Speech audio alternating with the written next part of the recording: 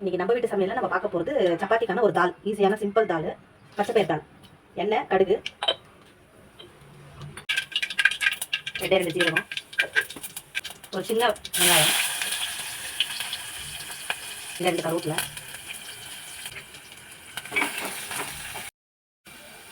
கொஞ்சமாக மஞ்சத்தூள்,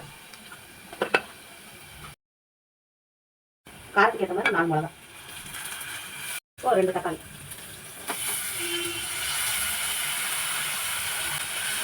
தேவையான உப்பு.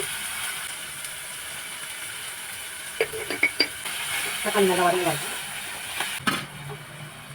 நான் ஏற்கனவே ஒரு கப்பு பச்சைப்பயிர் வேக வச்சு வச்சுருக்கேன். இது வதங்க இதில் கொட்ட வேண்டியது. தக்காளி நல்லா இந்த அளவுக்கு வதங்கி வந்தால் போதும். இப்போ வேக வச்ச பச்சைப்பயிரை அதில் போடணும். கலரி விடலாம். இந்த மசாலா கூட சேர்ந்து அது கொஞ்சம் நேரம் வேகட்டும். உங்களுக்கு கெட்டியாக வேணால் கெட்டியாகவும் வச்சுக்கலாம், கொஞ்சம் தண்ணியாக வேணாலும் கொஞ்சமாக தண்ணி ஊற்றி தனியாகவும் வச்சுக்கலாம். இதுக்கு இன்னொரு தாளிப்பு போடணும். நம்ம கொஞ்சம் இதில் உப்பு காரெல்லாம் பிடிக்கணும். இருந்தால் தான் நல்லாயிருக்கும் சாப்பிட்றதுக்கு. இப்போ இறக்கிட்டு இதுக்கு ஒரு சின்ன தாளிப்பு போட்டுடும். ஒரே ஒரு ஸ்பூன் சாம்பார் தூள். கொஞ்சம் அந்த பச்சை வாடை போகணுன்னு எடுத்து அதை ஊற்றிடும். அவ்வளோதான்.